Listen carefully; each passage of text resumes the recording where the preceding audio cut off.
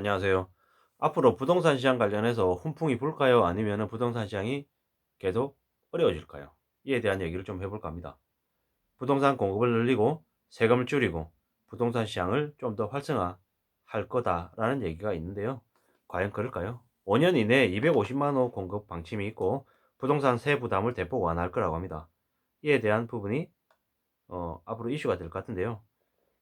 그동안 문재인 정부의 가장 큰 실책, 가장 큰 잘못은 부동산 정책입니다. 부동산 정책으로 사실상 정권이 바뀌었다고 얘기해도 과한 얘기가 아닐 정도인 거죠. 집값을 3배, 4배를 올렸던 게 문재인 정부죠. 그로 인한 욕을 엄청 많이 먹고 있는 게 사실이고요. 이제 새로 이제 다음 정부를 맡게 된 정부에서 부동산 공급을 엄청나게 확대하겠다라고 하죠. 전임 정부에서 벌어진 부동산 가격 폭등은 과도한 공급 규제로 시작됐다라고 그렇게 보는 거죠. 목표로 5년간 250만 호 이상을 주택 공급하겠다고 합니다. 수도권에만 130에서 150만 호, 그리고 나머지 100만을 얘기하고 있는 거죠. 그리고 공급을 뒷받침하기 위해서 재개발, 재건축 규제를 완화할 것이라고 합니다. 이로 인한 어, 이제 대대적인 그런 부동산 시장의 규제를 푼다라는 거죠. 근데 또한 그 부동산 세제도 대폭 손볼 것으로 관측이 됩니다. 종합부동산세하고 재산세를 통합한 이중과세 논란을 최소화할 것 같다라는데요. 어, 종부세 통합 이전이라도 1주택자에 대한 세율을 현 정부 이전 수준으로 인하하는 세부담 완화를 예고했다고 합니다. 그리고 양도소득세 개편도 할 것 같습니다. 다주택자에 대한 중과세율을 적용을 최대한 2년간 한시적으로 배제해서 다주택자들의 주택 매각을 촉진할 것 같습니다. 취득세 부담도 현재 1, 3%인 1주택자 취득세율을 단일화하거나 세율 적용 구간을 단순화하겠다라고 공약을 했었죠. 이 부분이 적용될지 지켜봐야 될 것 같습니다. 그리고 단순 누진세율도 초과 누진세율도 바꾸고 조정지역의 2주택 이상 보유자에 대해서도 누진세율을 완화하겠다고 약속을 했습니다. 주택 공시가격도 2020년 수준으로 환원하겠다고 공언해 온 만큼 관련법 개정, 관련법 시행령 개정에 착수할 걸로 보입니다. 어떻게 될지 이제 두고 봐야 되겠죠. 청년 주거복지를 위해서 5년 내에 원가주택 30만 호 공급도 내세우고 있습니다. 이 부분도 어떻게 될지 두고 봐야겠죠. 민간 개발하고 연계해서 역세권의 첫집 주택 20만 호 공급도 얘기되고 있죠. 뭐 신혼부부하고 청년층 주택담보 비율을 LTV를 80%까지 인상하겠다고 밝혔습니다. 뭐 이러한 부분들이 실제로 적용이 될지 아닐지 이제 두고 봐야겠죠. 근데 이렇게 된다고 정권이 바뀐다고 해서 부동산 거래가 활성화가 될까요? 좀 두고 봐야 될 것 같죠. 왜냐? 지금 공급을 늘린다라고 했습니다. 공급을 늘리면 어 그로 인한 분양은 많아질 수 있지만 실제로 거래가 활성화된다라고 하는 거에 좀 보기가 어렵죠. 왜? 이미 문재인 정부 때 호가를 너무 많이 높여 놔서 실질적으로 거래를 할 수 있는 수준의 가격으로 내려올까? 글쎄요. 그게 좀 힘들 것 같다라는 생각이 들죠. 그리고 그리고 대출이 옛날만큼 나오지 않습니다.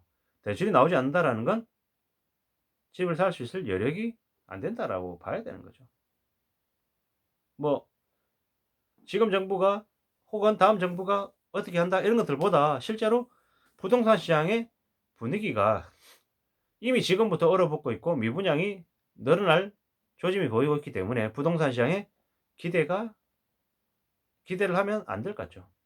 다주택자들은 지금 새로운 대통령이 다주택자들에 대한 세부담도 경감시켜주고 부동산 시장에 각종 호재가 될 수 있는 그런 정책들을 많이 펼쳐서 집값을 떠받들어주고 더 올라가게 해줄 거다라고 생각하겠지만 이미 너무 많이 올라 있다라는 거죠.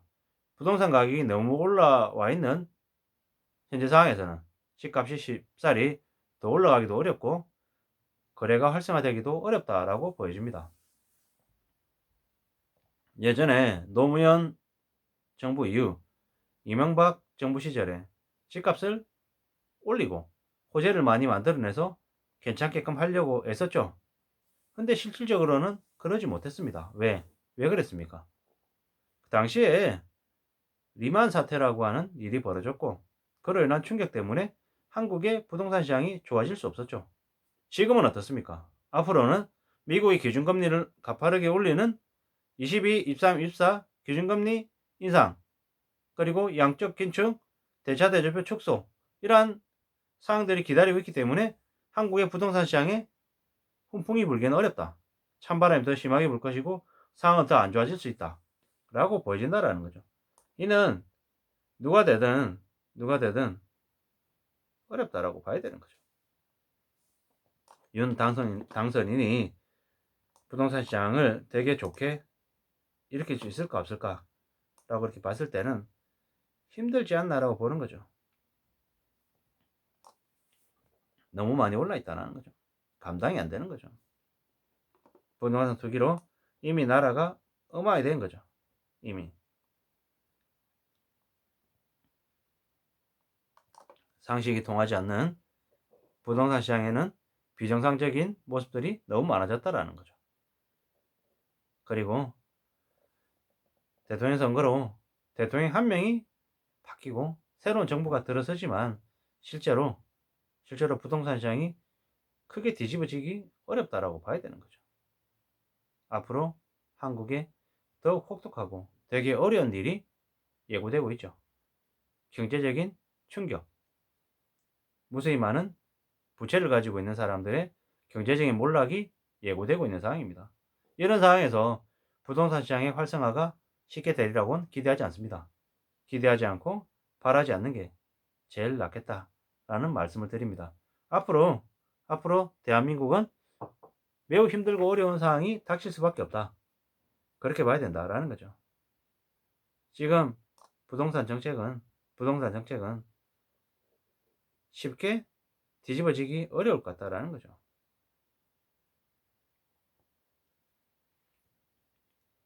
앞으로 부동산은 절대로 당분간 5년간은 부동산 시장에는 함부로 뛰어들겠다라는 생각을 안 갖는 게 좋고 기대도 안 하는 게 나을 것 같다라는 거죠. 그래야 생업에 집중하고 좀 더 우리네 삶이 좀 더 건전해지지 않겠냐라는 거죠. 부동산 시장 관련해서 부동산 정책 관련해서 괜찮지 않다라는 거죠. 뭐 두고 와야 되는 거죠. 부동산 시장을 제대로 손질해서 부동산을 괜찮게 만들겠다라는 생각을 하겠지만 실제로는 어렵다. 기대하기 어렵다라는 거죠. 기조가 바뀌어서 주택 공급이 활성화되고 가격이 급등하고 괜찮아질 거다?